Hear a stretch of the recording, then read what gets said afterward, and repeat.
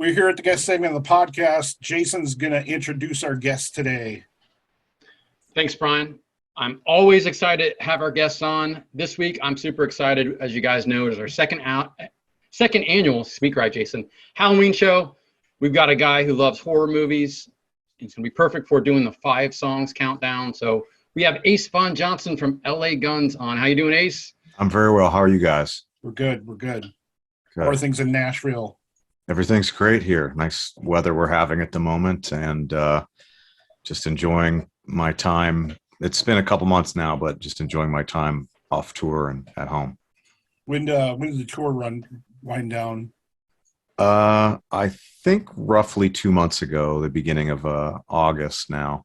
So, and then we had a few one-offs through the month, and then all of September off, and the first chunk of this month off, and then we'll be boarding the KISS cruise at the end of next week, if my calculations are correct, although frankly I have no idea what day it is anymore, and then a couple more one-off dates through the end of the year, and then that's kind of our year in a nutshell.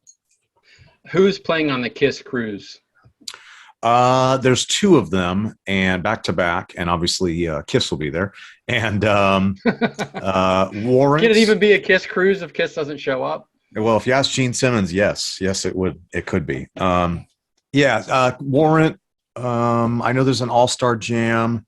Dawkin, whatever George Lynch's current project is. I unfortunately forget the title.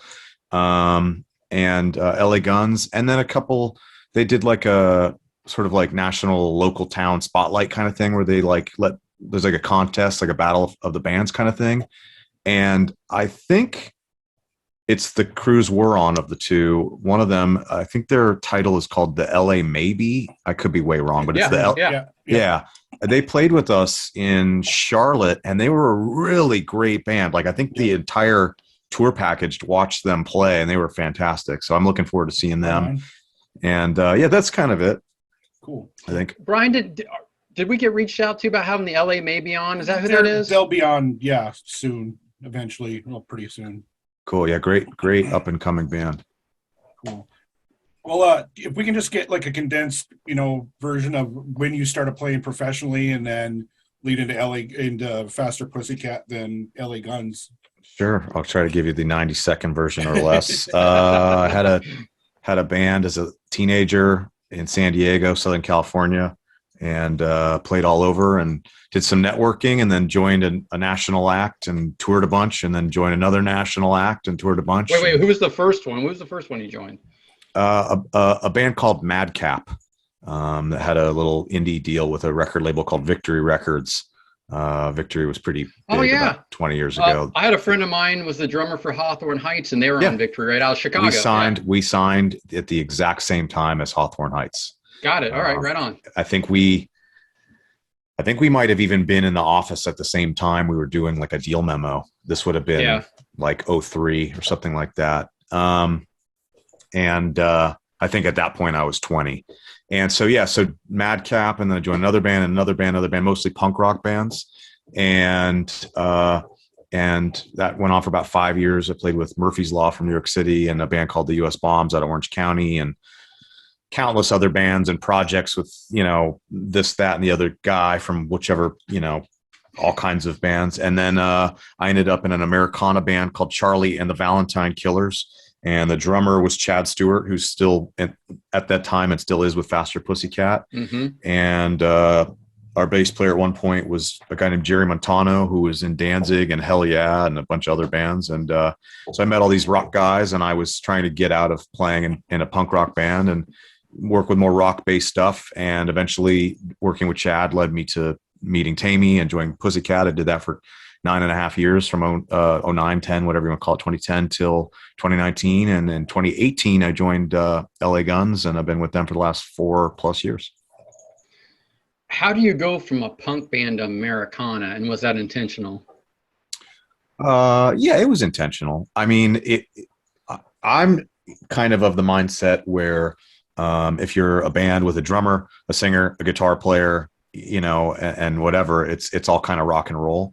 So, or at least based. So it's, I mean, you could put on a song off the first Faster Pussycat record, and it has more in touch with the New York Dolls or something like that than it doesn't.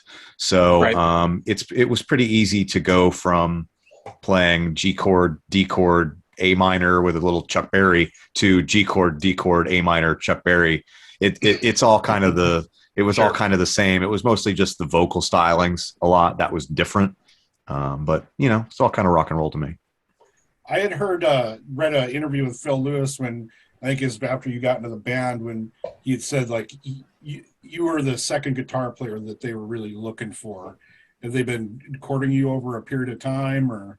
Yeah. Oh, Phil said that. That's cool. Yeah, in an interview I did read that. Yeah, they had called me or asked me, I should say, in various encounters, in person and on the phone and a few other times over the course of, I would say, at least 9 months leading up to me actually coming into the band, which wasn't even me joining. It was sort of one of those things where at each juncture where they would call, I just, initially I was kind of like, I don't know if that's for me, or I'm busy with this tour, or something else is going on. And then the tour ended that I was on with Pussycat, whatever it was, maybe June of 18. And they had said, hey, we're calling again.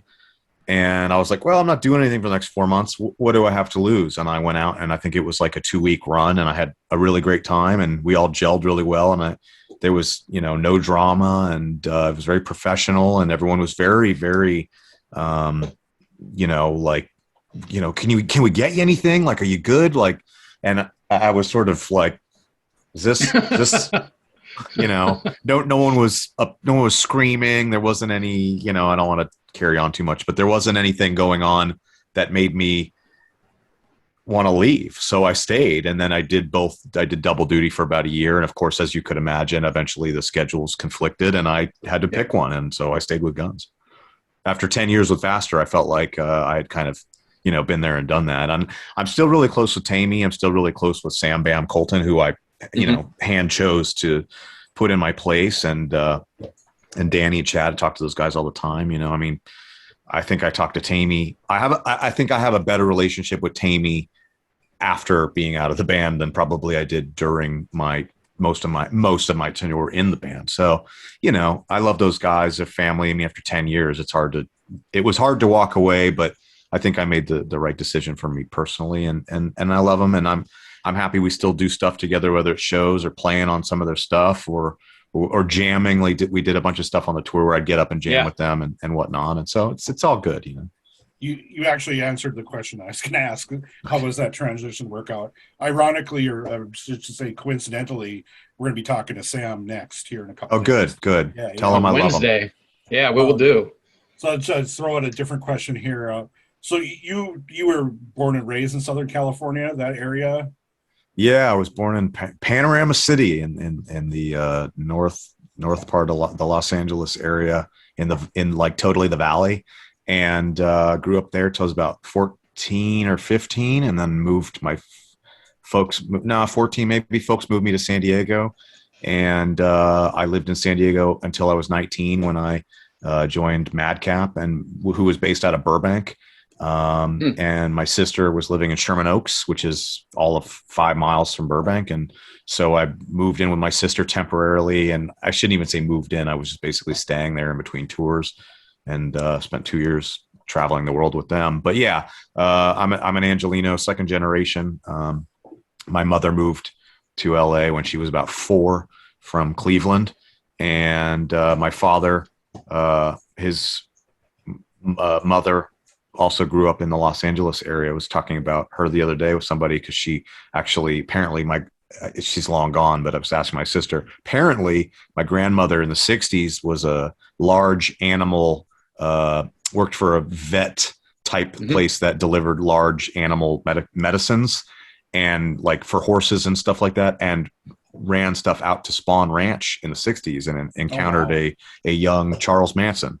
So, just all kinds of weird, like Angelino lore. My cousin's a my cousin's a pretty well-known movie director, or was in the 80s, and Mark Lester, Commando, Firestarter, class of 84. Oh shit.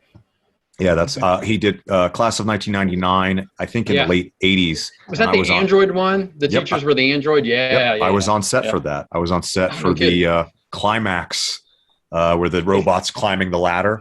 I remember it. I'm getting goosebumps. I remember I was probably 6 or 7, and I'm watching.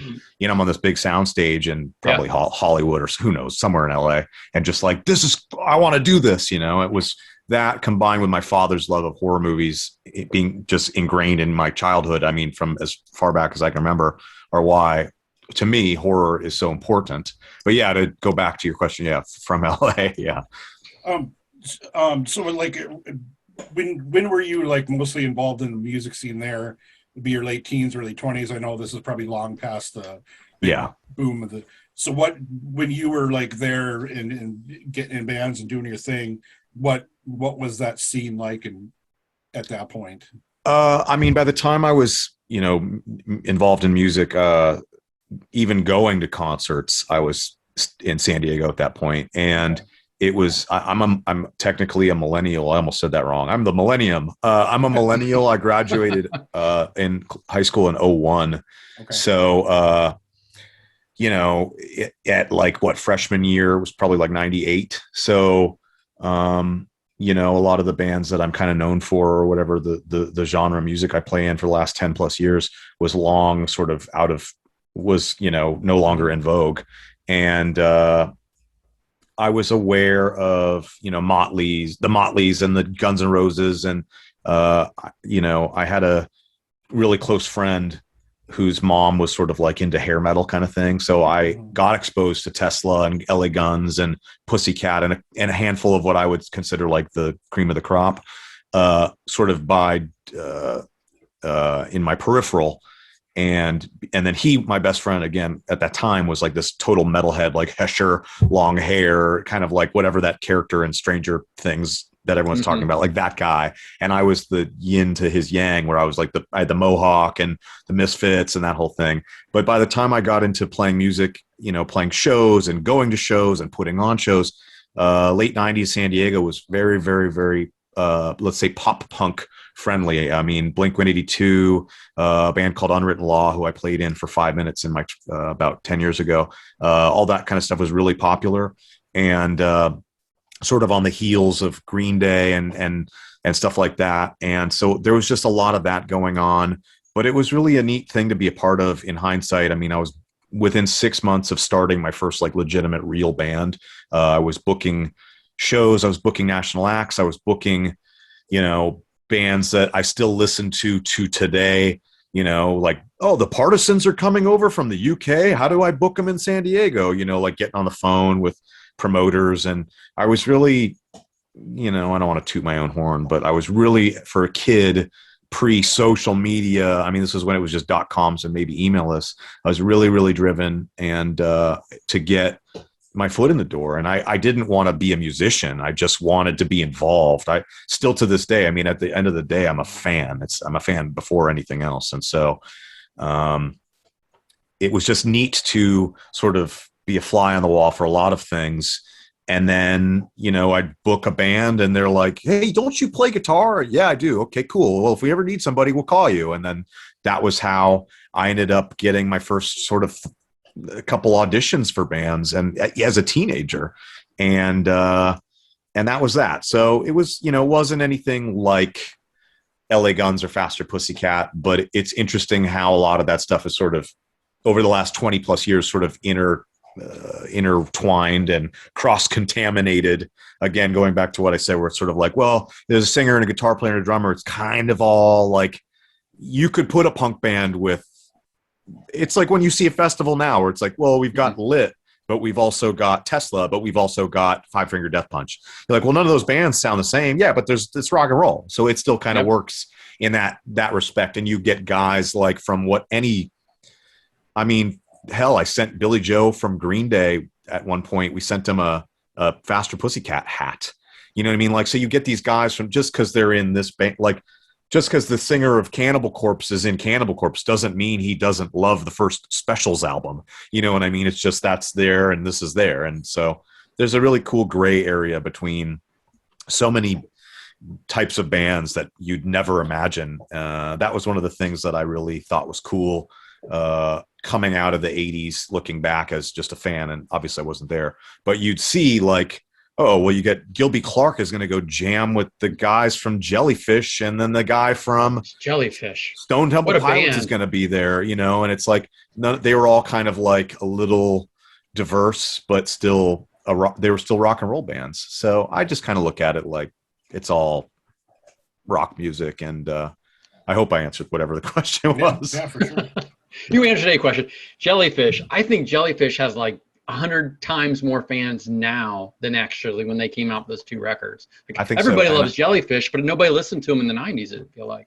Yeah, I think they're like they're a cult band now, but Yeah. it was one of those things that, you know, by the time they got popular, they didn't exist anymore. I'm sure having the connection to the Slash's Snake Pit project probably helped after the fact too. Yeah, and Brian and I are both big Black Crowes fans, and I know they Same. opened for the Crowes a little bit too. And Steve Gorman talks to those. That's how I found out about him, honestly, through him, and started listening. I was like, where were these guys in the 90s, you know, when I was in college? Yeah, Kind of a shame. What a great band, their own sound, like totally original. very Beatlesy. Like the harmonies and everything. Yeah. Definitely.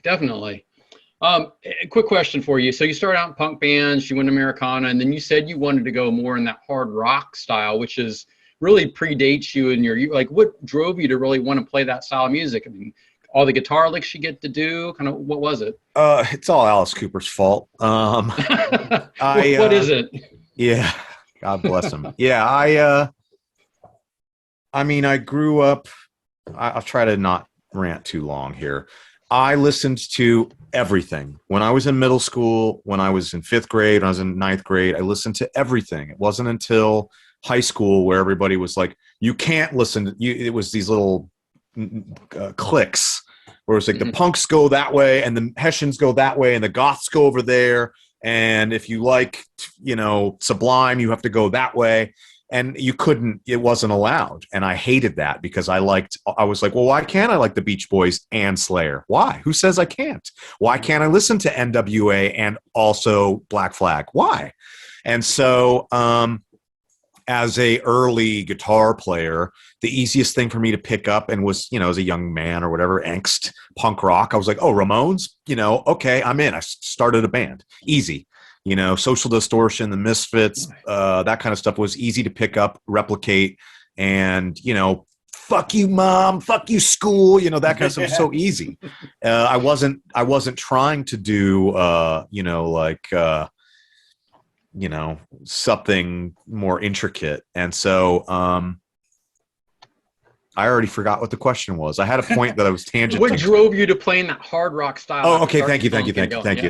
So as I got more invested in playing in these bands, and the more I played my instrument, the more I wanted to get better, and the more time I spent learning, you know, honing my craft. I say that loosely because I'm still learning, but you know, I was like, truthfully, there was about a 6-month period where I was, you could say homeless, but I don't know what else to call it. I was like kind of living in a rehearsal space or in my car.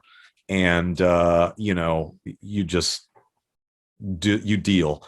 And so I was in a project with a female singer, and she was traveling the world with her husband, who was in a known band, and I'll save them, keep them out of this or whatever. Still friends. I talk to them all the time, but you know, I still don't think they know, but I was living in their rehearsal space. You know, I was like, they're out of town. They'll never know. And so I spent months with this Use Your Illusion DVD from GNR, just watching it, being like, I want to play like that. Why can't I play like Slash? I was like, fuck all these 3-chord songs. I want to be better. And I had kind of around the same time, 23, pretty young, had been taken under the wing of a guy named Todd Youth. And Todd Youth, I, at the time, really idealized his career, where he had gone from Murphy's Law and Agnostic Front and Warzone and all these punk rock bands from the East Coast, Northeast, to being in Danzig, and he filled in Motorhead, and he was playing for Ace Frehley, and so he had sort of made this transition, and then eventually Glenn Campbell, and all these other things, and I was like, and Cheap Trick, and on an album, I was like, how did he go from that to that? And so he kind of took me under his wing a little bit, and he was like, yeah, you got to get away from this punk rock stuff. And so I was playing in a band, and our booking agent was a guy named Charlie, and who was the singer of that band Big Bang Babies that Carrie Kelly originally came from.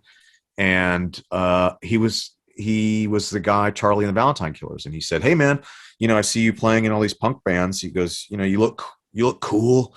You're tattooed and you look like a rock guy. Why, you want to join a rock band instead of, circling the drain in some of these smaller bands. And I saw it as an opportunity, and I wanted to play in Alice Cooper's band, or I wanted to play in those band, something like that. And I was like, oh, the drummer's in Faster Pussycat, and the bass player's from Danzig, and Brian Forsyth from Kix was in the band for 5 minutes. Wow. And so there were these guys, and I was like, okay, so maybe this is a good opportunity. And it was my friends, and it was very, very, very entrenched in the Hollywood world. We're at the Rainbow every couple of days. We were rehearsing at Hollywood and Highland.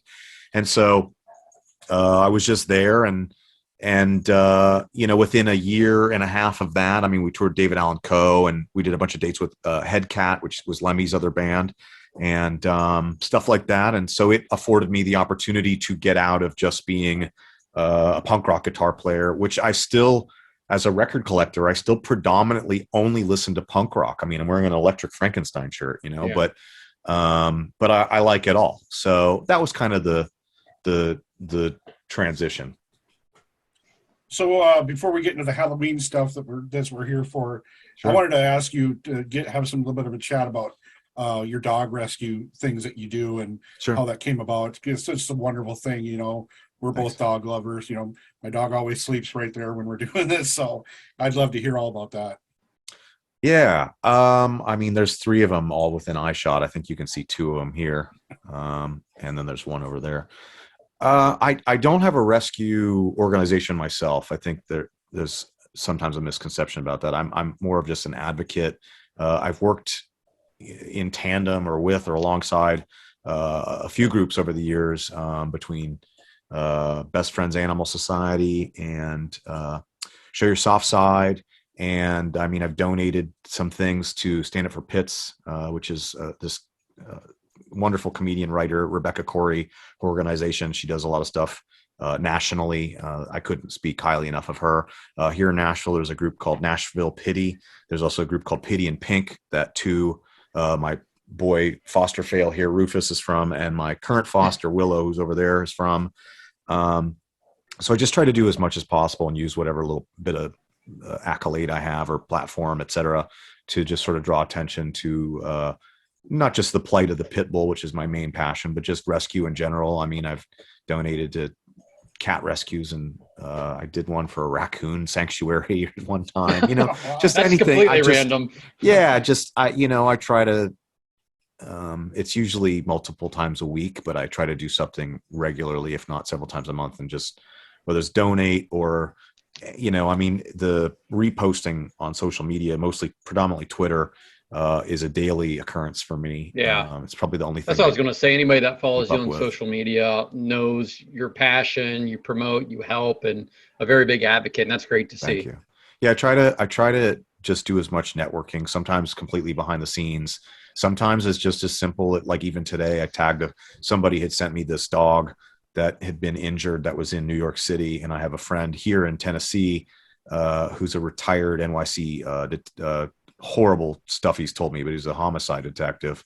And so I sent him and I say, hey man, do you have anybody in the city that you think could foster or pull this dog? And he's like, I'm on it, so it's just, and all I had to do was that took like 30 seconds of my day. And I'm, hope, I say loosely, but pray that comes to fruition. Cause I mean, it's infinitely more rewarding than like all the, the whole stigma of like sex, drugs, and rock and roll. Like that's really, it gets really hollow really fast. And well, that's not the world of rock anymore at all, though. At all. I mean, it is for some people. Well, for some people, but it's not the norm. Yeah. I mean, it just, I mean, we were all young men at one point, but it's the last 10 years of my life has been mostly that is my focus rather than like, we going to go party, man. Like it's just, I don't care about that. I'm content staying home and working on music and hanging with my dogs and et cetera. And so, yeah, I anytime I can, I always tell people, I said, no matter where you are, especially here in the States, I guarantee within 50 miles, there's a rescue organization, a sanctuary, a shelter, anything. I mean, as simple as bagging up some old blankets or towels or, donating $25 once a month. I mean, the littlest amount, you'd be surprised how far it can go. And then if you extrapolate that by, reaching, if you guys each convince 10 people or not convince, but, tell 10 people and they tell 10 people, next thing extrapolate those numbers, you're really seeing a positive dent in this. And unfortunately, with the kill shelter problem here in America is, I mean, you're talking, I don't know the numbers offhand, but I mean, they're astronomical of how many dogs every week are put to sleep. And, people forget when I'm sharing these dogs on social media, predominantly that is Twitter, when the dogs aren't fostered or pulled or saved or find a home, which is what you hope for, let's say about 90+% of them are PTS. It's put to sleep, so they don't just go somewhere else. That's the reality is that they die. And so, and then having to engage with trolls, who just want to be horrible people because they have access to the internet. And it's the whole thing is really when I try to detach from it, sometimes it's just really, really, really heartbreaking. And I'm not even in the thick of it. I'm not at a shelter. I don't have my own rescue group. I wish I did. My end game, and I'll stop there, but my end game is eventually I'd like to buy some property and do hospice. I just want to take in as many seniors as possible, and be like, look, if they've got 18 months or less, bring them here, because I don't want to I have a puppy here right now, and I don't want to get married to 12 to 17 years or whatever of a pet. Let's save that for somebody who's got kids and the time, as a professional musician or whatever you want to call it, I only can do so much. So that's ideally what I would like to do in my twilight years, and I'll leave it at that. Thank you. That's well, awesome. You get to that point, Brian and I would be happy to donate. So let us know. Sure. Thank you guys. I appreciate it. Sure. Well, let's someday, I hope. Jason, you want to lead us with this Halloween stuff? I will. And the reason why you're here, and it was great to talk to you a little bit more. And we only had I think 10 or 15 minutes here at Rock and Pod. So it was really awesome to get some more backstory. But and I will say, before we get into cool shit, I did see you guys on the Sonic Slam tour coming through Columbus. It was top 3 show for me. It was amazing, from Faster Pussycat all the way up to Kiefer. And what is Phil Lewis doing to keep his voice? Like, he sounded just like he did. Holy shit. Like, as soon as I heard him, I'm like, it's not a track. That's him. No tracks. Phil is from another planet. He, and I don't mean that in a derogatory sense. I mean, he is something else. I love Phil Lewis so much. It's funny, as I was sitting where he is about 2 hours ago, pulling out records. I think I pulled out Humble Pie, and I have the 2 Girl albums, and I'm going, I got to put these on again. And I'm looking and I'm going, this motherfucker still sounds the same. Yep. He takes really good care of himself. He really prides himself in his voice. It's his instrument. It's his craft. Right. He doesn't smoke. He doesn't, I was gonna say he doesn't drink a lot, but sometimes. He's not a but, chronic abuser of the alcohol. Yeah, I mean, what's a bottle of wine every couple of days? What are you gonna do, right? But we have fun, and he's just. I say that in jest because I adore him. He's. And I've worked with so many guys, and he is, I would have to say, hands down, the easiest frontman I've ever worked with in my life. And he, like you said, he sounds like he did in, 88, 89, 90, 91, et cetera. And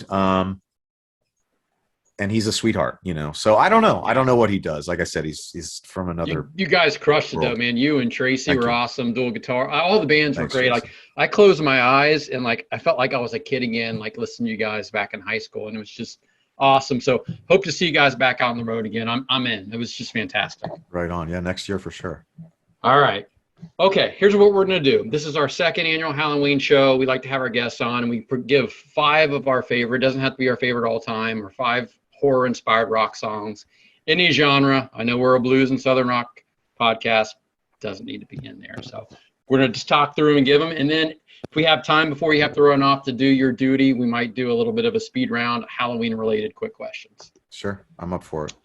All right, Ace, since you're our guest tonight, I'm going to give you a chance to go first with your first pick on your list. Okay, my first pick on my list is from a band that needs no introduction. It is I think it was the lead single off their 2013 album, Now What, by Deep Purple. The song is called Vincent Price, and it is probably my favorite Deep Purple song of all fucking time. I know that sounds like sacrilege, but as a diehard Vincent Price fan, it came out, it was like a promo, like, single or whatever the hell we do. It was 2013, so it was like, iTunes or whatever. And I was like, okay, you're putting out a song called Vincent Price. This better be fucking good. This better blow my skirt up.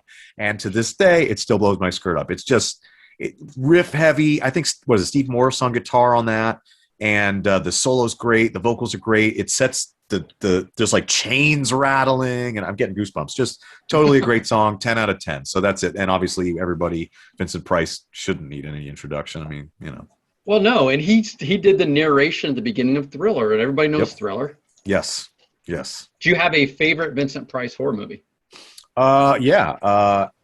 By far, it's House on Haunted Hill, 1959, followed by probably, I have an affinity for this really obscure movie he did called Monster Club, circa 80, 81. And you just did that YouTube live narrate, whatever for it, yeah. Yeah. As a child of the 80s, I know exactly that special. Yeah. I mean, I could go on and on. Vincent Price is my favorite horror actor over Bella and Boris and Chaney Jr. and Senior, all those guys. It's definitely Vincent Price. I'm not familiar with that song. I did write it down. Brian, are you familiar? I am now. Yeah, if you love Deep Purple and a spooky Halloween song, I'd put it on. It's anytime I make a playlist. I've made playlists over the last 10 years. It's been on it, especially or for Halloween, I should say. I'm on it.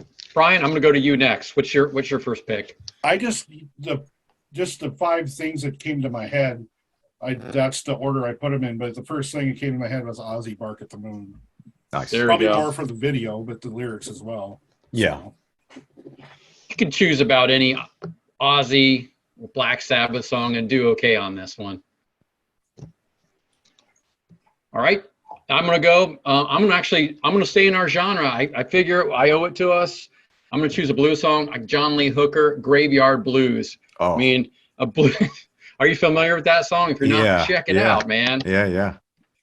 All the spooky shit that you want to hear about in a blues format, perfect for this time of year. Now I want to change my list already.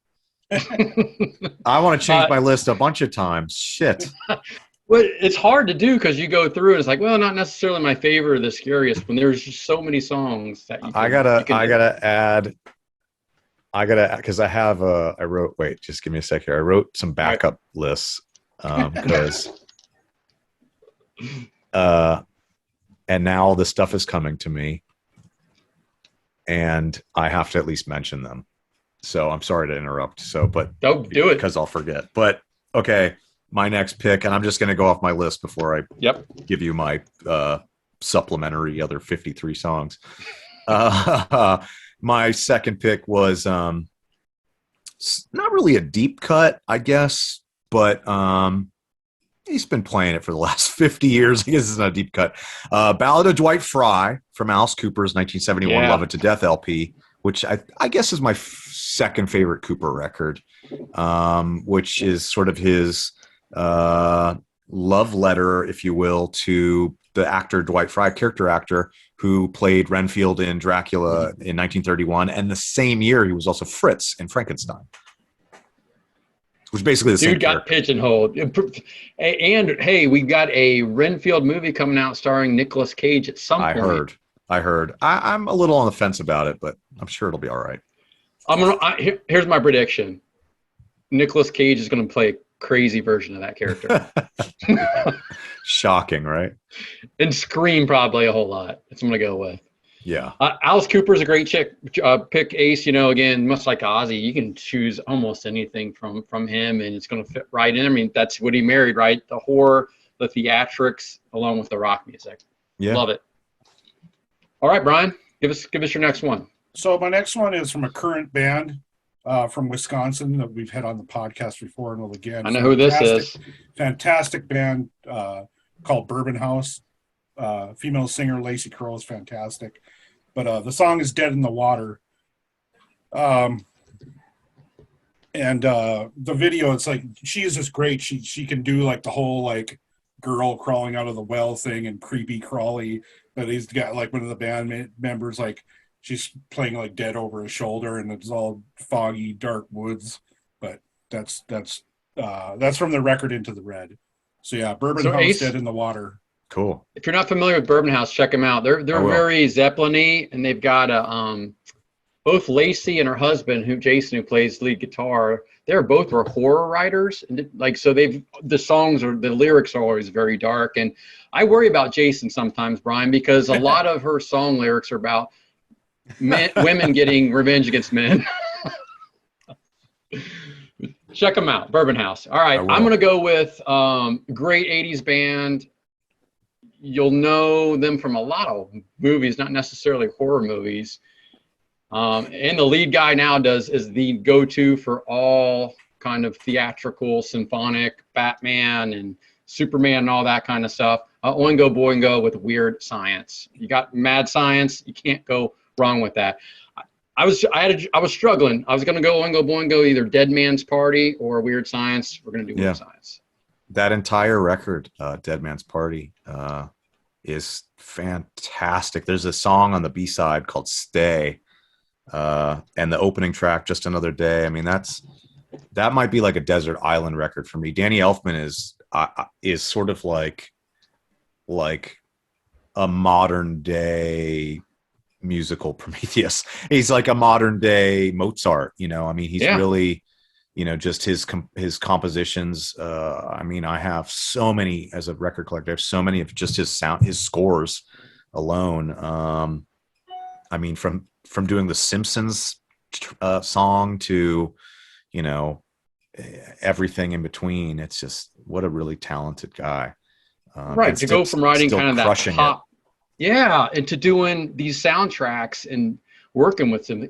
Crazy. Yeah. Yeah. He's still out performing, live periodically. And I got to see him perform the Nightmare Before Christmas score, or whatever you want to call it, the orchestra and the cast, Catherine O'Hara and Paul Rubens at the Hollywood Bowl. And I had bought a scalped ticket for, 2 digits, right? Like $80.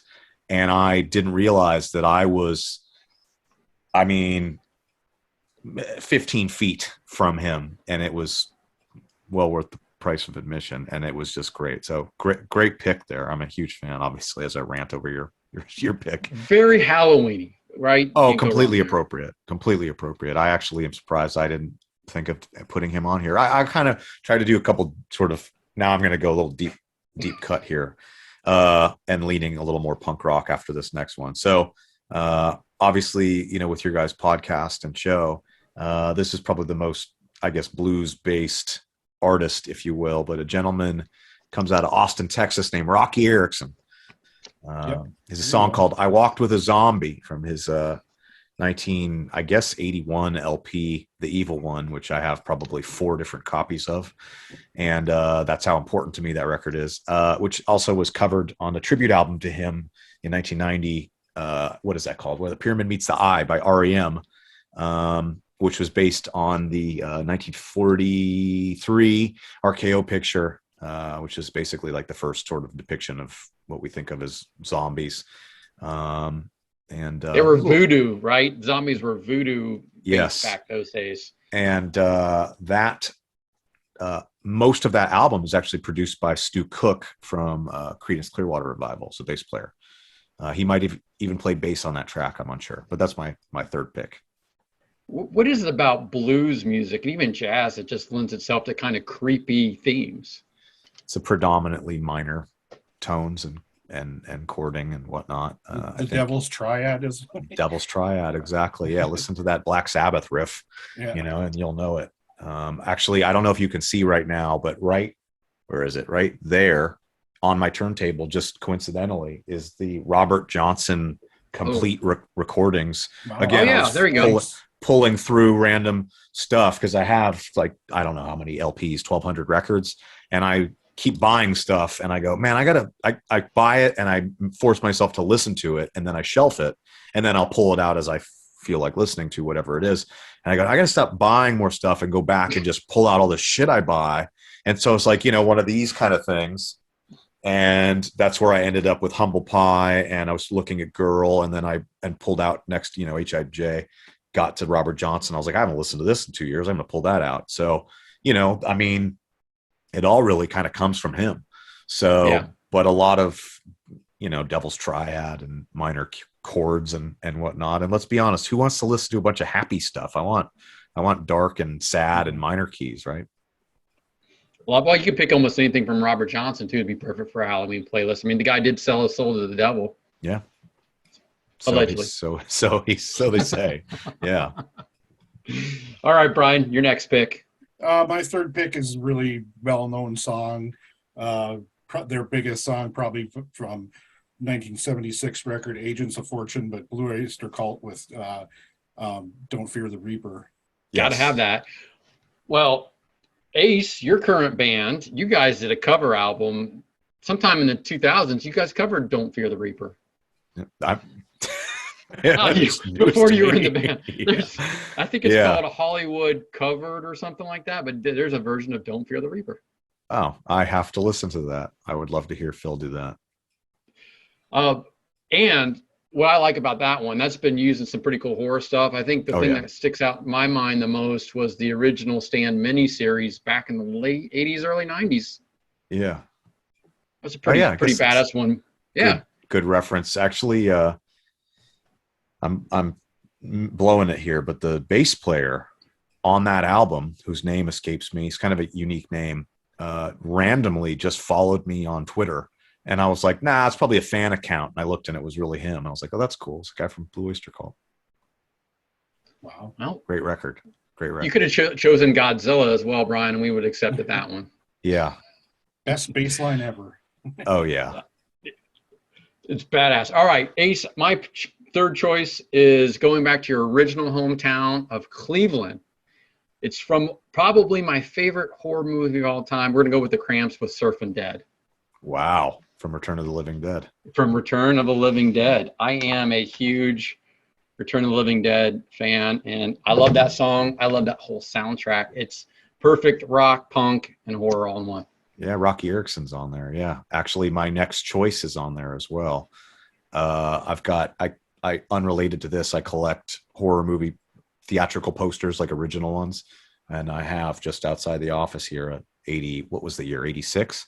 85, Return of the Living 85. Dead. Yep, 85. Yeah, the Australian one, so it looks like a tombstone. It's not just the poster, but yeah, great pick. Great pick. Huge Cramps fan. Man, and that is a great movie. That scared the shit out of me when I saw it as a kid. I was probably 12 the first time I saw it, and just, hard to shake that one for a couple of days. Now I watch it, love it. It's funny. It's what set the precedent for what we think of as a lot of contemporary zombies. It was the first time zombies could run. It was the first time zombies spoke, brains. Yeah, and ate brains. Yeah, and it was the first time you saw fast zombies. I'm sure I could go on a whole deep dive on trivia, but I'll tell you one thing. Actually, here's another band I forgot for my runner-up choice. Anything from 45 Grave from the Sleep and Safety record, which is completely goth influenced, Southern California punk rock. And they redid their big single Party Time for that soundtrack. And a thing that most people don't know is that the singer Dinah Cancer actually was the music director for that soundtrack. She handpicked each of those artists. They did a 20th anniversary screening of that at the Egyptian in 2005 that I went to in Hollywood. And they did a big dais with all the cast and some of the people from the bands as well, including Mary Sims or Dinah Cancer from 45 Grave. And she was there talking about it, how the record label, which might have been Enigma, said, you're spooky, you pick them. And so she picked all these bands and tried to get some deep cuts, including that Cramp song. That Surfin' Dead is relatively obscure, as is the Damned song, Deadbeat Dance, I think is the song from the Damned, which is, to segue into my next choice, is Dr. Jekyll and Mr. Hyde from the Damned's 1980 LP, the Black Album, which is, I mean, everybody who's a Damned fan has a favorite Damned album, and no answer is wrong, but I think the Black Album might be, if not my number one album from them, my number two. Great track. It's still punk rock, but you can see where they're starting to segue into sort of more gothier territory. I think it was the first time that they actually had a guy playing keys on the record, and then the guy stayed and started touring with them. The album before it had some piano and stuff, but they were still a 4-piece. And I'm going to assume that it's inspired by the 41 film of the same title, starring Spencer Tracy and Ingrid Bergman.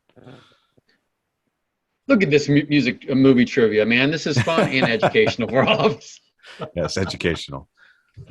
Hey, for those listening at home, I love it. When did you get into the Damned? Was that one of those high school, junior high bands when you really started listening to music? That's one of the first ones. My sister was obsessed with them. She has some stories she loves to tell about when she was like in 8th or 9th grade. Her and her girlfriends would lie and say that they were part of like the UCLA Gazette or something like that. And so they would go to shows and go, we're part of the college radio station to do a piece on the band. And oh, come on back. And so she met Henry Rollins and Dave Vanian and all these, Danny Elfmans and all those types under some false pretenses that she worked for some newspaper or something. And she was obsessed with them. And so when I went to her at like 11 years old and was like, hey, what's this Ramones band all about? One of the first maybe 4 or 5 bands that she goes, here, take these and run, Social Distortion and all these other bands, was the Damned. And so I have very fond early memories. Actually, Phil, when we did the first recording I did in LA Guns was a covers EP, Another Christmas in Hell EP in 2018. Oh, that was your first. Okay. That was my first outing with the band, and everybody got to pick one holiday song. And I picked There Ain't No Sanity Clause from the Damned, and getting Phil Lewis to record that willfully, but like getting to record that with Phil, who's from the late 70s in England.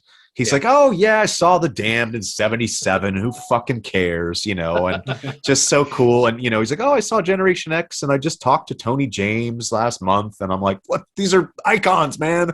So that was cool. So, yeah, anything the Damned is for me, the Damned are just under the Misfits for me as far as fandom goes. Nice. All right, Brian, over to you. Well, I had to give a tip of the cap to, part of our genre, blues. So I've got Gravedigger Blues by Willie Dixon from his record Mighty Earthquake and Hurricane, 1984. And another Grave-inspired blues. They did, Brian. They did. And if you can find, I don't know, remember which B-side or that one's on. That's a good choice there. That's a deep one. All right. Awesome. Over to me. So speaking of the Misfits, I'm actually going to go. You can't have Halloween-related shit without the Misfits. That's the whole thing. This is not the Glenn Danzig Misfits, though, but it's one of my favorite Misfits song. It is Saturday Night. It sounds like a 50s kind of like classic doo-wop song, but the lyrics are, I think the guy's a serial killer of his girlfriends. I can't figure out what's going on in the song, but it's super catchy. It's cool. It's dark. Yeah. It's the Misfits. There's 52 ways to murder anyone. 1 and 2 are the same, and they both work as well. Yeah. And that's the start of the song. Yeah, I was just 8th grade. Me still has all the lyrics memorized. Awesome choice. I'm in a band. I'm in an Americana style band, by the way. That's when I perked up. So we played a Dayton Music Fest show. Anyways, we did a cover song. Our drummer wanted to sing that, so our other guitar player played the drums, and we covered the Misfits, and it sounded like a drummer singing. It was great. Noted. Yeah, good choice. I'm I left also the best for last. I also went with a Misfits song because, again, you couldn't ask me to pick a bunch of Halloween type songs and for me to have left the Misfits off the list. And arguably they are, I guess, what I would say is my favorite band. Definitely teenage me would have told you indefinitely they were my favorite band. My pick was from their album The Static Age that was recorded in 1978 but wasn't released until 1996. It got shelved for a myriad of reasons, but the track is Return of the Fly, which is another ode to Vincent Price. It's not a deep cut, but it's not, I wouldn't put it in their like 10 most popular songs either. It's just a great, very it was kind of at the cusp when the Misfits were going, when Glenn Danzig's writing was segueing into being what we would call horror punk. The guitar riff is really cool. What does it go from B minor to G, and blues, right? And actually, earlier this year, the guitar player on that album is the original guitar player, a guy named Franche Coma, or Frank. And Frank and I have bonded over the last few years. We met at a Misfits show at Madison Square Garden. And turns out Frank is a fan of some hair metal bands or 80s rock or whatever you want to call it. And he goes, I know you from somewhere. So he sent me a copy of Static Age personalized to me. And I sent him a copy of Checkered Past from LA Guns personalized to him. And we both sent each other pictures of us holding it and then pictures of our respective albums in each other's offices. Mine's right there. And I can't see it because it's at the angle it says, but I think it says, Ace, honored to call you my friend. And I was like, right in the feels, man. Again, if my 15-year-old self only knew. So yeah, Return of the Fly, late 70s era Misfits, New York City punk rock. Doesn't get any cooler. It's about a Vincent Price movie. How much more Halloween could you get?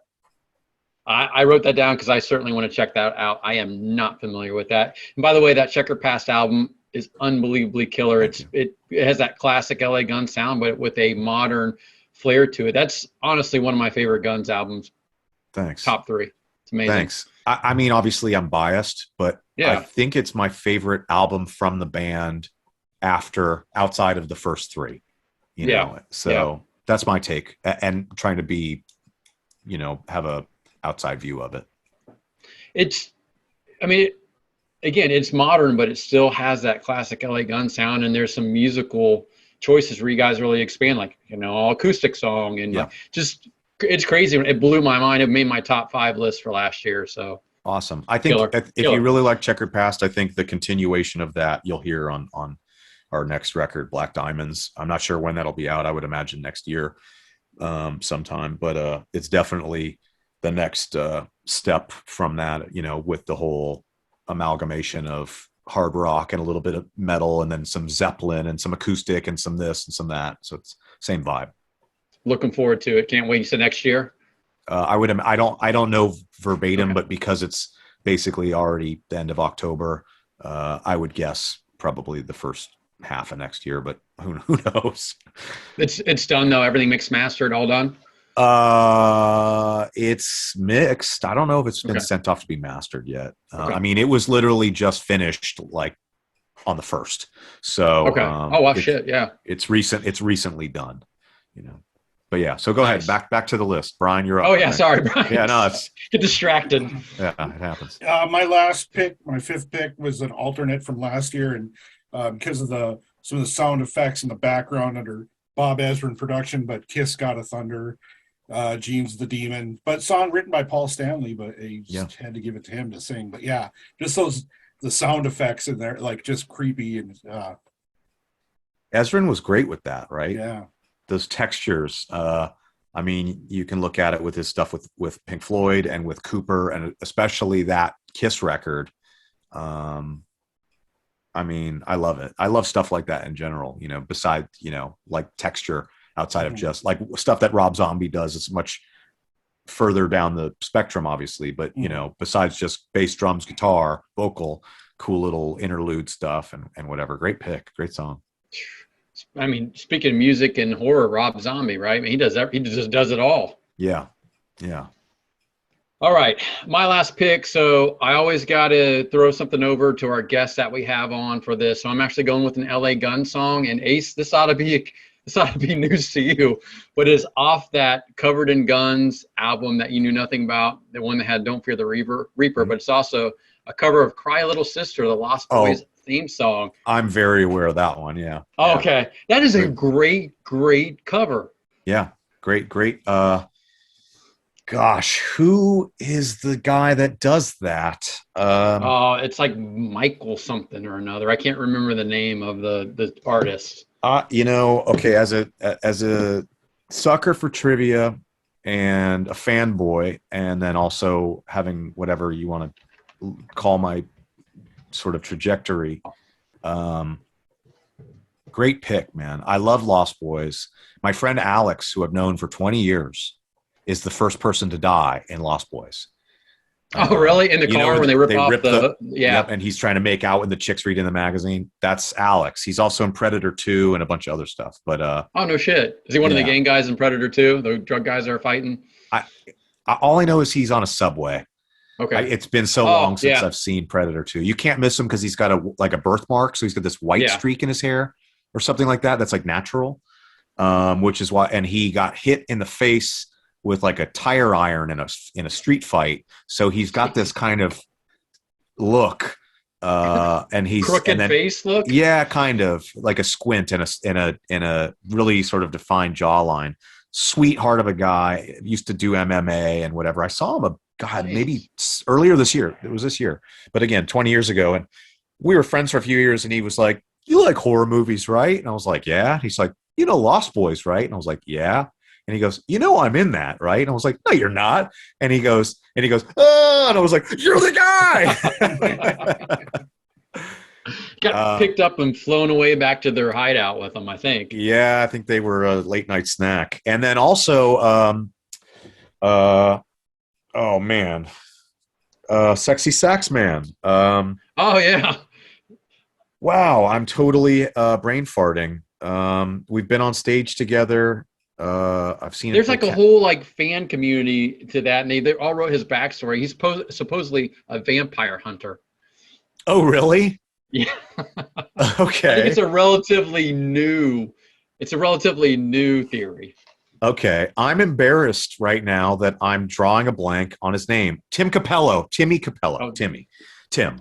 Tim Capello, you did a the song Sexy with him for Rock and Shock. Joe. So, we played together a couple times at Rock and Shock, but then we have a 7-inch coming out.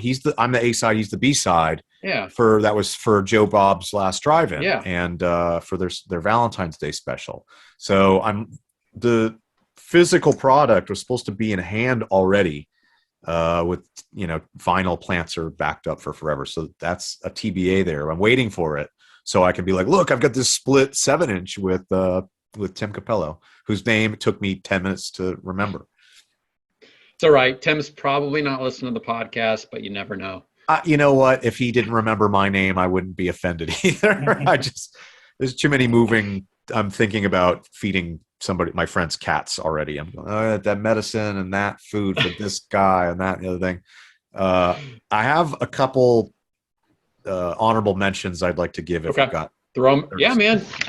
You can have as much time as you want before you go to your cat nursing duties. Sure. So one, I kind of expected you guys to throw at me. Maybe you've picked before. Probably needs no introduction. Is Pet Sematary from the Ramones that was written for the film Pet Sematary. Brian, you chose that last year, didn't you? I thought it was you. One of us did. Oh, whatever. Yeah, great pick. Great song. They supposedly Dee Dee wrote in Stephen King's basement. So really? Apparently, they're from New York. Obviously, Stephen King's been living in Bangor, Maine or something like that for forever. Yeah. Mm-hmm. And I guess they just went up there to meet with him, and he was like, "Oh, I'll write you a song." And apparently went down in his basement and wrote it. So I don't know if that's true or not, but I always thought that was a cool little, lore. One of their more poppy, hookier songs, Yeah, for sure. Yeah, actually, Faster Pussycat, we covered that live off and on for probably 5 years. amongst a myriad of things. Usually during Bathroom Wall, we would do a breakdown, and they still do sometimes, and do a bunch of covers. I'd sing a song, Danny, the bass player, would sing a song, Chad, my drummer, their drummer would sing a song, etc. My two other picks that I was like, oh shit, I can't believe I ever forgot this, was here's another one, just because we're talking about blues and stuff. And I just recently got it on vinyl, and mostly for this track, but also because the record glows in the dark, and who doesn't love glow in the dark? Werewolves of London, from Warren Zevon. Yeah, hell yeah. And what a great song. I mean, used perfectly in American Werewolf from London.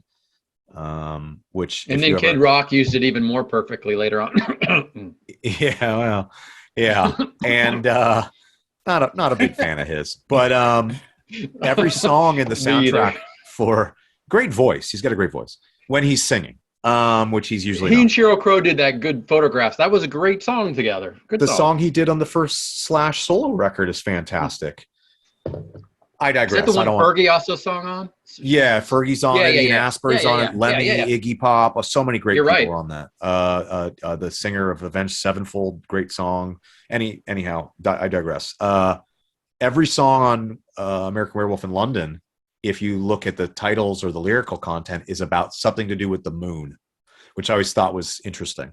Really? Yeah. Of course, now I'm drawing a blank. Again, the little goldfish in my head can only swim so fast.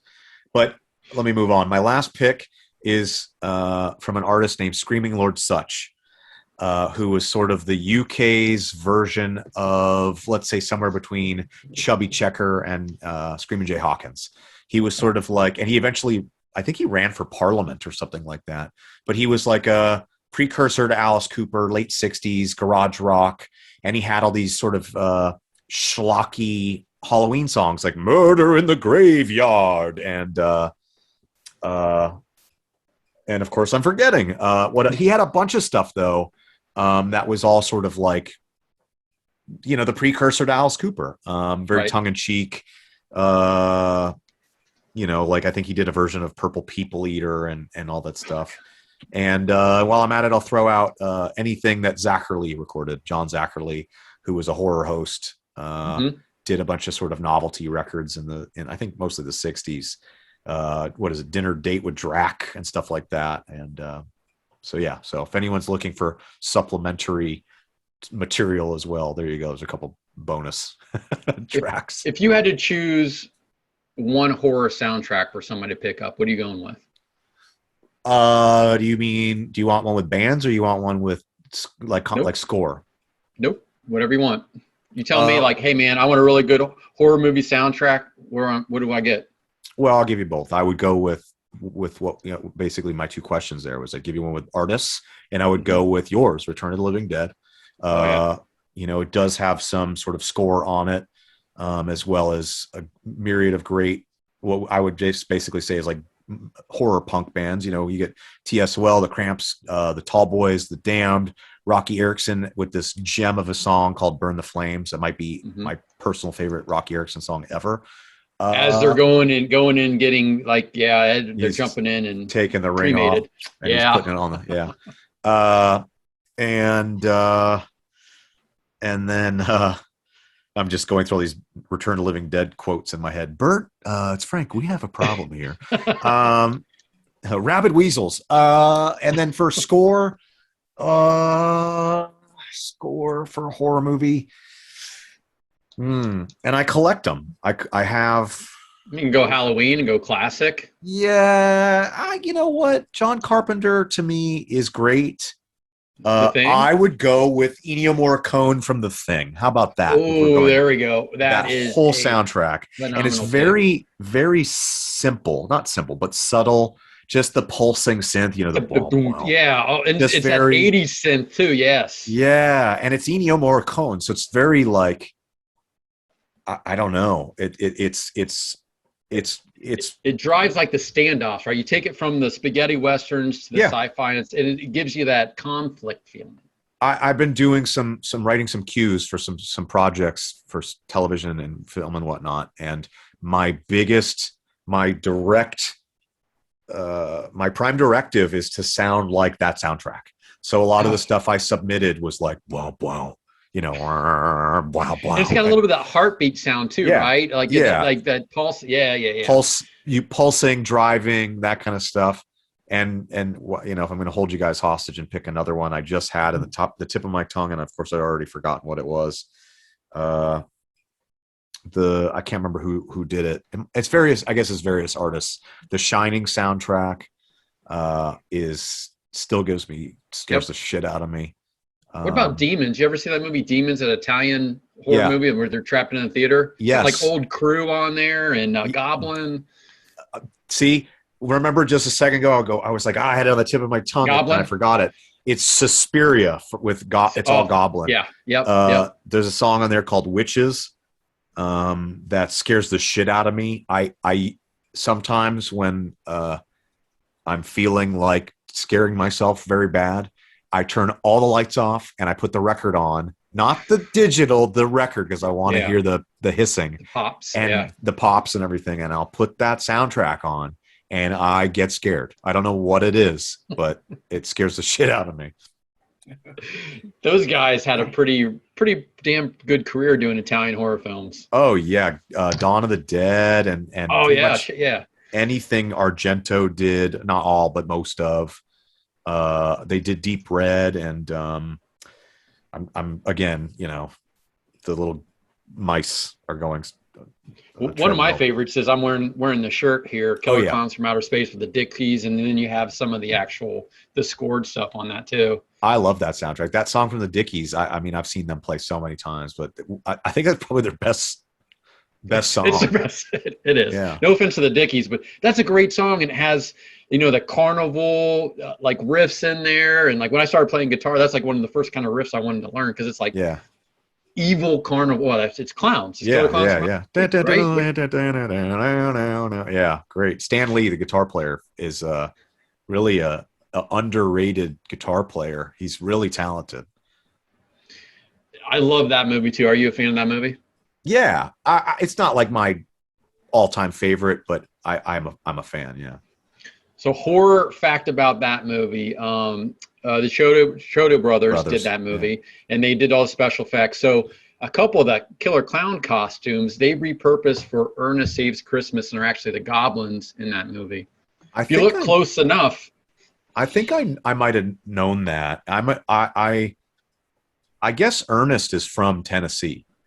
Yeah, and so I don't know what happened maybe during the pandemic, but I went back and because I was when those movies were all coming out, he was cranking those out. I was a little kid, so I went back maybe 2 years ago or 18 months ago and started rewatching all these Ernest films, and I was like, these are great. He had a TV show or something. He's got there was a character that was like an evil doctor with a hand on his head. Yeah, and that was in that first movie he did. And I can't remember the name of it. Yeah, and it was sort of like more in line with like a Tim Burton type thing. It was kind of scary to be for kids, but really he was the villain in that movie, right? He wasn't the good guy, and he was playing that mad song. What the hell movie is that? Now I can't remember. But it's not a good movie. I saw it at the movie theater. I convinced my parents to take me to see that. And I was probably 10, maybe. They were so pissed. Yeah, they were so pissed. It's not a good movie, but it was a great breakout role for him to see what he was capable of doing. You said you guys had something you were going to ask me or something at the end, or we were going to chat about after the list. I can't remember. I had a couple like quick hitter questions for you. Sure. All right, real fast. And I know you got to run. You're giving us a little extra time, so I appreciate it. It's all good. All right, Halloween edition of the lightning round. Brian, what's your favorite Halloween candy, Ace? Halloween specific candy. Like you go out trick or treat and what do you want to get? Cream pumpkins. I don't want candy corn. I want the candy corn pumpkins. Candy corn's awful. Brian, do you like candy corn? It's disgusting. I love it. No. Okay. Thank God. I was going to quit the podcast if you said you liked it. I was out. Gone. What's your favorite costume you dressed up as a kid? I went as like a very specific Bela Lugosi version of Dracula, and I was probably like 7 or 8, like a little kid, and was very like the little widow's peak had to be specific. And I won some contest at like the local park. And I remember that was like a big deal to me because I had like the medallion. And I remember like my mom's helping me sew this cape collar. And I think by 10, I stopped dressing up. So I really only remember a few years, but that's probably my favorite. Classic. What's your favorite horror series? Uh, does 6 Feet Under count? I mean, there's I mean, I ghosts. didn't specify movies or TV shows, so sure. Oh, okay. You said series. In my mind, I was thinking television show. That's all right. Horror movie series and stars as far as films. If I have to go, I know lightning round. I'm going to take 5 minutes. If I'm going to go a series with an arc more than just like, wow, Creep Show. That's a series, but beyond the first film, I don't like. I like two, but I don't really care. The first one, you can't touch that film. But as far as a series, I would go on Nightmare on Elm Street because you get everything. You get pop culture, you get scares. The first one's terrifying. You get camp, you get a little bit of humor. I mean, kickstarted cool Johnny soundtrack, Depp's career. some good like heavy metal. Yeah, Dawkins, Dream Warriors, all that stuff. Yep, So that was yeah, I would one of go my picks Invasion. last year. Yeah. What's that? I'm sorry. That was Dream Warriors was one of my picks last year. Great pick. What a great song. I chose Love Kills by Vinnie Vincent Invasion last year. Nice. Is that in the same film? No, a different it's one? like on 5 or Okay, maybe yeah, 5, I was the like, later okay. one. Yeah. Cool. So you're going with Nightmare, okay? Nightmare. What horror movie series just needs to stop? All of them. This isn't one of them, but I had to stop because I had to come up here. I just put on the new Hellraiser. And I'm enjoying it so far. Of course, I'm only 20 minutes in. But I would say prior to, let's say if they're rebooting it, I would say stop with Hellraiser if you're not going to use Doug Bradley. When they started making more films of that without using him as that same Hellraiser character. in space. Yeah, I don't think I hated that one. I hated Jason Goes to Space. I hated Leprechaun Goes to Space. What was it? No movie needs to go to space. I do feel like Hellraiser one made more sense than most though. But I would say if you're going to make Hellraiser without rebooting it, which they just did, and not cast Doug Bradley as the same Cenobite, then stop. Did you like Hellraiser 3, Hell on Earth? Is that the one with the guy with the CDs in his head? Yep. I liked it enough. I mean, the first two are the best. Of course. And then it starts to get watered down a bit. But for like a direct-to-cable rock movie, it's very, very enjoyable, particularly for that scene in the nightclub where Armored Saint is the band that's playing in that. Is that who that is? Yes, that's who that is. Wow. I never knew that. That's kind of cool. There you go. See, now, I told you this podcast is educational. I'm a sucker for trivial information, so that's cool. What was the first horror movie that you saw? I don't know how to answer that because, as I mentioned earlier, I think my father raised me on horror movies. He's passed when I was a young man, but when I was a kid, all of my early and memories that I predominantly retained are with my father watching horror movies or something to do with he rode a motocross. So it was either desert rat shit or horror movie shit. And I don't really know.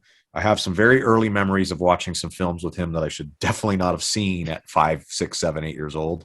I know that we played a game of, what can we watch that'll actually scare me at a way too young of an age. And I think the first film to terrify me was The Shining. I think I saw that at 7 years old.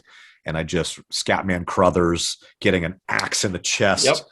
And I remember I had to sleep on his floor. I was like, I'm not sleeping by myself. But I also think that house was haunted. And so that's a whole other conversation. But your house was haunted? That my father lived in. Okay. All right. And so I didn't really live there. It was like I'd go visit periodically. Yeah. But so maybe The Shining, I think, was the first.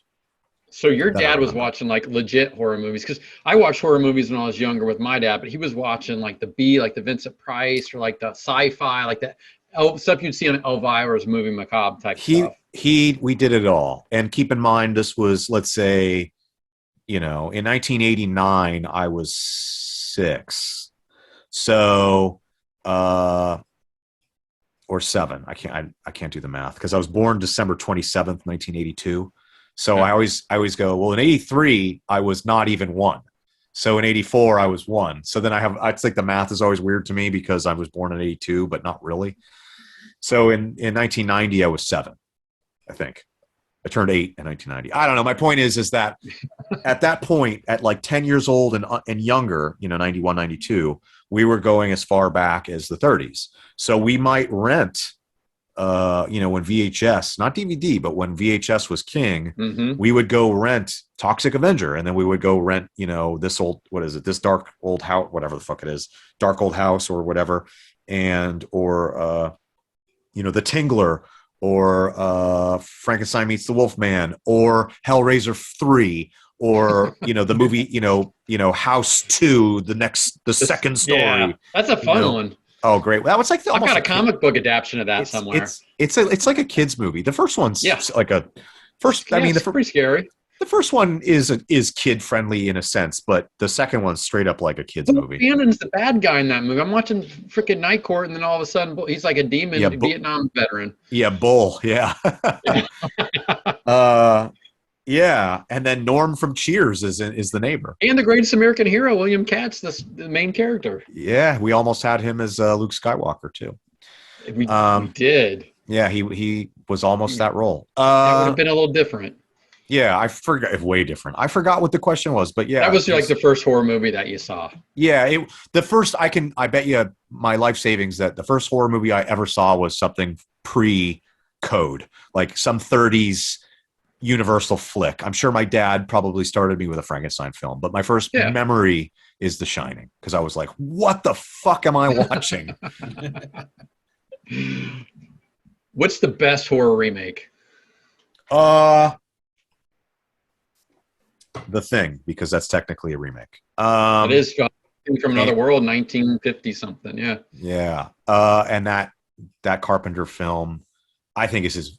Well, depending on my mood, I think it's his greatest film, at least top 3. Greatest remake, that's a sci-fi that movie. counts though. That is counts. a remake. I'll count it. Greatest remake. I really thought what Rob Zombie did with the Halloween film was great. I'm biased just because I consider Tyler Mane a friend of mine, and I just love everything to a point. At that point, that Rob Zombie had done. Almost enjoyed that version equal as the original. So yeah, but I put those two up there.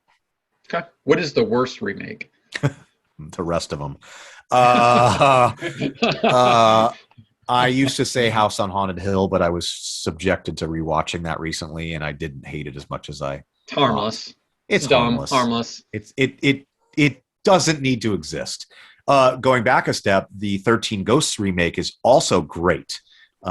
Because it's really nothing to do with the original. And I actually enjoy that remake. The worst remake. I'm like looking around. Who ruined something I love? I don't know. The Shining remake or whatever you want to call it made for TV wasn't very good. Never saw that one. Don't. Yeah, I don't know. I hate to poop. I don't like yucking on anyone's yums. You know what I mean? Yeah. But everything, it's like music. It's subjective. Just because you don't like it doesn't mean somebody else can't like it. Yeah, it's all art. Art is subjective and film is art. I'm trying to think. There's got to be some remake of something that's just blatantly terrible, and I'm drawing a blank. But I'll go with. Did you ever see the Poltergeist remake? Ugh.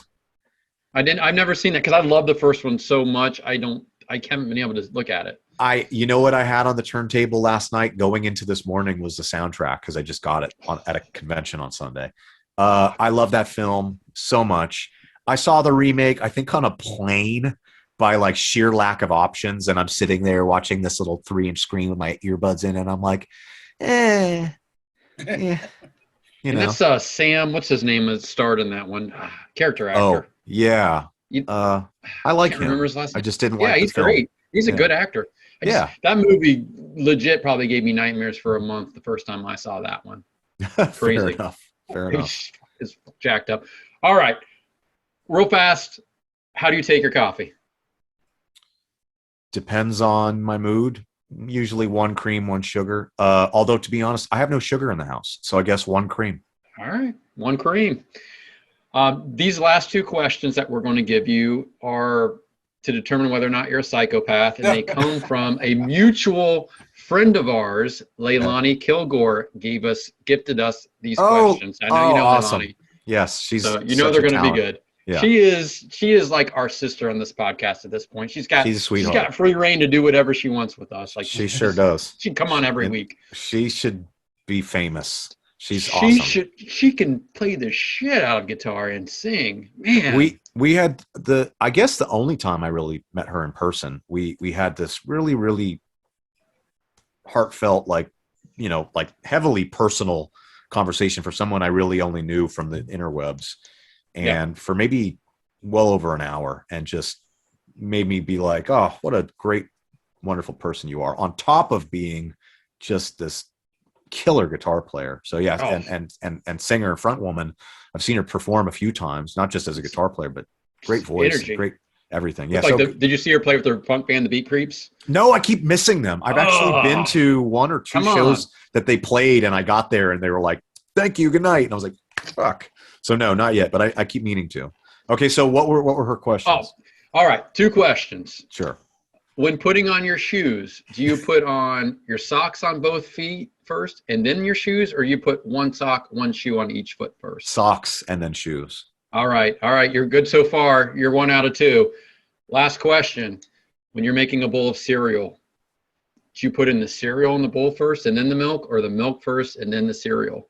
Who the fuck puts the milk in first? That's everybody responds to that one. That's some weird ass shit right there. I don't even know what that is. I remember I have this vivid memory of my mother. I was a young man. I keep saying I was a young man. I was a little kid. I was probably like 7 or 8, and my mother, God bless her, was working I don't know how many jobs. And she was talking to me and making me a bowl of cereal. Obviously, I was incapable of making it myself. I was probably 6. And she was pouring, she worked 2 bar jobs, so she was up very late, pouring the milk into the box of cereal. And I remember being like, something's wrong with this picture. She was like, shit. So she like ruined this box of cereal. So no, the cereal goes in the bowl and then you pour the milk on top. But I don't remember. I'm slightly lactose intolerant. So the last time I had milk just as milk was probably almond milk counts. Years ago. I mean, I have cheese all the time, but yeah, no. Cereal I eat like a snack, but no. Yeah. No do you have a favorite cereal to go to? I'm not allowed to have it, but it's Lucky Charms. Because there is something about the chemicals in those marshmallows that make me immediately ill. And I love it. It's like crack cocaine to me. I'll pick out, I actually treated myself at the beginning of the month to a box of, because it's the same shit, but a box of, what is it? Not Frankenberry, Blueberry. Blueberry, yeah. Got Blueberry. And I picked out all the marshmallows and I was like, I don't want this cat food. And so, and I immediately regretted it. I've always wanted to do that with Count Chocula, but I've never gotten around to it. I highly recommend it. A fan brought me a few years ago a bag. I don't know how. I guess they sometimes sell it of just the Lucky Charms marshmallows. Oh yeah. And I must have made myself sick for like a week straight because I have minimal self-control with like snacks, which is why I try to not keep them in the house. And so I'd have like 5 or 7 or 20 handfuls of these whatever. It's not like a traditional marshmallow, but whatever you want to call it. This powder. It's sugar molded into a marshmallow shape. With like whatever weird chemicals that Kellogg's puts in or whatever it is, and then my body rejects it, if you will, and so I hated my life for however long I was eating those. So yeah, there's you want TMI, there it is, but yeah. So. Well, you can't have a horror Halloween special without bodily fluids being involved. Yeah, and it's weird. The rainbow comes out at both ends. Yeah, it's weird. Well, it is, right. The rainbow had 2 ends. Of course, there's it's not a pot of gold at the back end. No. It goes in rainbow and it comes out a weird rainbow too. Yeah. Well, we could thank Leilani for that. Ace, you proved not to be a psychopath, at least based on those questions. So Congratulations. Thank you. Thank you. Hey, we loved having you on here, man. Very much appreciated. It was a lot of fun. Thank you for having me. Where do we go to find out more about Ace Von Johnson, your charities, LA Guns? Where do you want to send us? I'm not sure if the mic is picking it up. I hear something like bubbling. What is that? That's my dog dreaming. Oh, yipping. Yeah, I heard that. Yeah. And she's got her tongue hanging out. And she's dreaming of Lucky Charms. She's dreaming of the Lucky Charms diarrhea that follows. And yeah, if you want to know more about me, there's plenty. I was hoping that the mic was picking that up because it was. I heard it. Yeah. I thought she was waking up. I see her paws going too, twitching. chasing rabbits. Yeah. Yeah. She's doing her whole thing back there. She's trying to steal. My one dog is so old. Honestly, sometimes my wife and I have to go over to make sure she's not dead. Something like she sleep with her eyes open. And we're like, oh no, God, she just died. Like poking her. Are you okay, Trixie? Well, as long as she's okay. Yeah, acevonjohnson.com. I have an Instagram and I have a Twitter. I'm pretty active on Twitter. Both are at Ace Von Johnson, ACEVONJOHNSON. I have a Patreon. That's patreon.com/AceVonJohnson. You're on there. I am on there, and I will say, everybody, I'm going to stop you. It is one of the best bangs for your buck that you can get. You're always putting content on there. It's like, just do it. You're noodling on guitar, whatever. It is great. I love it. I'm happy I'm signed up. I appreciate the support, and it's really been such a great platform for me, not only to connect with people and to sort of force my hand to create and think outside the box, but it's just been sort of a lifesaver. It was great to have during the pandemic to kind of keep me sane, give me something to do. Obviously there's, financial aspect to it as well. That's really great. And it's wonderful to have such a great support system where I've sort of turned my back. I don't even have a Facebook anymore. There was just too many stuff where people, anyone could make a fake account and go, hey man, fuck you, and then disappear. And I'm like, my day's ruined. Why am I subjected to this? So it was nice to sort of basically filter the sort of like best part of a fan base into a platform like that. And I love doing it. So if anyone's interested in checking that out, patreon.com/AceVonJohnson. But you can find tiers. Yeah, there's different tiers, and I take a hefty percentage of that every month and do charitable stuff with that as well. And then anything else you need is I have a .com, so acevonjohnson.com, and you can find all that stuff linked from there as well. So. Yep. Yeah. Again, going back to your Patreon, one of the things that drew me to it, obviously fan LA Guns and your stuff, but the fact that you're doing all the charity stuff and the people on your Patreon is cool as hell. You've got your own discourse group. Like everybody is really super nice and supportive and not negative. And that's kind of refreshing too. I actually saw, I guess today's Monday. I keep thinking it's Tuesday. Yeah. A woman from the Patreon happens to be in Nashville visiting, I think for work. And we ran into each other at this record convention I had mentioned I was at yesterday. I got to catch up, and there's some people that had like met through it. And I think 2 different times people were like on vacation together, and they're like, we met through your Patreon. And I was like, through like the Discord, the chat app. And I was like, that's, I don't want to take credit for it, but I was like, what a cool little thing to sort of help, I don't know, be a part of in I don't know how to word it properly, but you're making a community of friends. You're making a true community. Yeah, it's a really cool community to be at the forefront of, and so I can't speak highly enough about that, having that platform at my disposal. So it's been great, and my point is thank you for being there and being one of the patron. Oh man, listen, if it sucked, I wouldn't be giving you your money. Fair enough. I appreciate that. I'm a nice guy, but I'm cheap too, so it would not happen. Fair. Well, thank you both for having me. Thank you, man. Thanks for being our guest for the Halloween special. Go to Ace Von Johnson's Patreon, follow him on Twitter, and I think Instagram only if you're our Patreon, correct? I have a public Instagram. It's just at Ace Von Johnson. There's a private one through the Patreon as well. I post there. I'm sure you've seen. I post there pretty much daily, and I'll go live from there, whether I'm on tour, or backstage, or traveling, or recording, or streaming guitar playing, etc. The public Instagram I don't really use. I'll post like an album that comes out or stuff like that, or I'll throw some stuff in stories.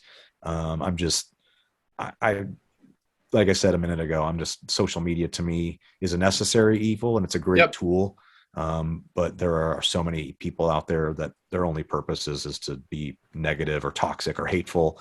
And I just rather exclude those elements. And so, unfortunately, Instagram, Twitter, Facebook, all those things are subject to that. So I try to limit my public engagement with those types as much as possible. And I've found that that's what's best for me personally. So I just spend all my time with my dogs. And you're very positive on that stuff too. And like nice to people and fans. Like, no, I think that's part of what draws is like, you're a positive influence out there, not being a dick to people back. Well, I appreciate that. I hope so. But I'll tell you what, I'll be the first person to be a fucking asshole too. Like, I mean, I think twice this week, somebody randomly, there was something like I had written something on a friend's post from like a month ago, and some random person was like, I can't believe that you're used to work with this guy, this musician, and he's an asshole. And I was like, first of all, it's got nothing to do with me. Second of all, fuck you, and it turned into this whole thing, and it went on for hours, and nobody cares about this, but they were accusing me of being something hateful. And I was like, I know that you don't realize this, but I was like, I'm currently at a fundraising event for an LGBT community thing here in town. That was also a dog related event. And I was like, so don't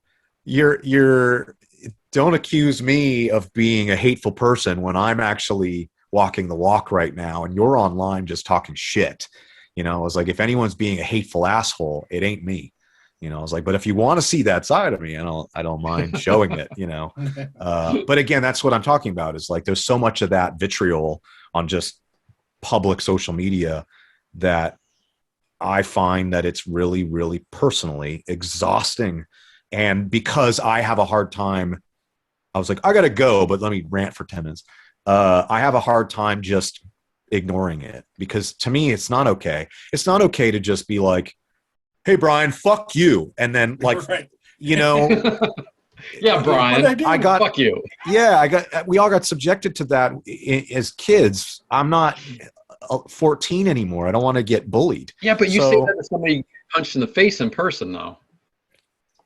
Well, I can't publicly condone violence, but not enough people have been hit in the face. Yeah. In my opinion. And there was a time, and I'm young enough or old enough to remember, where if you went, hey, Brian, fuck you, and you walked up to me and went, you learned a lesson. Yep. That's not how things are anymore. And I'm not saying they should be like that, but I am saying that. But there are repercussions for your actions. Not enough people get repercussions for their actions. Yeah. And I've chosen to limit who I allow to ripple my pond. And I don't want to go too deep, but there are so many people out there that would love nothing more than to upset me, you, them, that guy, that, anybody, just because they can.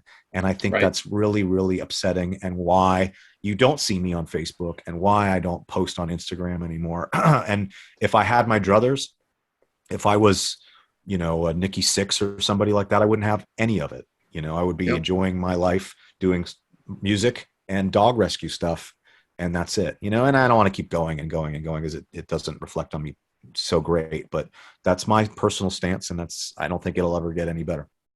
Nope, I think you've got a hole in your soul if you go on the social medias just to be a dick to people every day. You got something wrong with you. So yeah, and it says more about those people than it does me. And absolutely, people out there that don't like me for a myriad of reasons, and that's totally within their right, and I don't care. But when I open, it's a gamble every day. When I wake up, I take my dogs out and I make myself a cup of coffee, and I'm home. and I open the internet and I get this little nanosecond of anxiety because it's like, what am I walking? There could, there could, You're a public figure, of course. Yeah. Steve from Sheboygan says, fuck you, and it's like, what and why, and you could pick any reason. They just doesn't like that I exist, or doesn't like that I'm on your podcast, or doesn't like that I'm a pit bull advocate. I had a lot of that this week. Or anything. I mean, you can pick anything. I've been subjected to the most insane things. Someday there'll be a book, and I've seen some true insanity, not just putting on one sock at a time kind of insanity, but some real world shit. And so, it's made me really, all these little elements are why I've withdrawn, and why you get the weirdo that I am. It makes sense though. And like, now that you say that, that really registers. Like, you're a public figure. Like, people, anytime you go anywhere on anything, there's a good chance that somebody can take a shot just because you're a public figure. Like, Brian and I don't have to live our lives that way every day. Like, that would suck. That would have heavy weight. And what weirds me out is that, like, maybe it's because I'm not capable of seeing the forest for the trees or something to that effect, but I'm just like, I'm just some dorky guy that likes Vincent Price and record and punk rock. Like, what is the problem? And there's some guy that's like, you're not Brent Muscat, so I hate you, or whatever whatever reason they have, problem right? du jour is. Yeah. And it's exhausting. The flip side is that when people, even at that record convention yesterday, several people came up to me. And there's sort of an unspoken language here in Nashville where, like, if you see a celebrity or musician, you're supposed to, like, it's a Nashville thing where you're like, this is a safe space and you're not supposed to be like, can I get a selfie? But, which nobody did. But, people come up and they're like, hey man, I saw your show at the Marathon. It was great. And I'm like, oh, I didn't know anybody. I was just looking for a Tom Petty album. I didn't know, or whatever. And so that was cool. It's a balance. Not to make this a therapy session, but it balances of, like, I'm like, if someone walks up and be like, are you Ace Vaughn Johnson? And I'm like, why? What do you want? Maybe because of those negative sides of things, it makes me, not enjoy sometimes engaging. So again, going back to Patreon, that's the best part, is having this great group of people that are just all like, fuck yeah, awesome, and we're all friends and you're friends and we love what you're doing, so it's nice to sort of go to that bastion of just support and optimism, rather than the scary real world, right? So that's it. That's my rant. That's the yin to the public gang. Well, again, thank you for coming on. Thank you for your excellent music choices and talking a little bit horror, film, and everything. I love it. Yeah, I'm a big fan, as you can tell, and Brian tolerates me, so that's all I can say. Well, thank you, Brian. Thank you, Jason. Thanks for your time, and appreciate you guys let me give you my 5+ songs, and then for the TED Talk there at the end. Yeah, thank you, Ace, so much for being on, and thank you for everything you do with the dogs and sharing music with us, and doing so many art projects. So thank you so much. Of course, yeah, man, my pleasure. Thanks, guys, and let me know when this goes up, and I'll see you guys when I see you. Yep, right. We'll put it up right before Halloween. Cool. Cheers.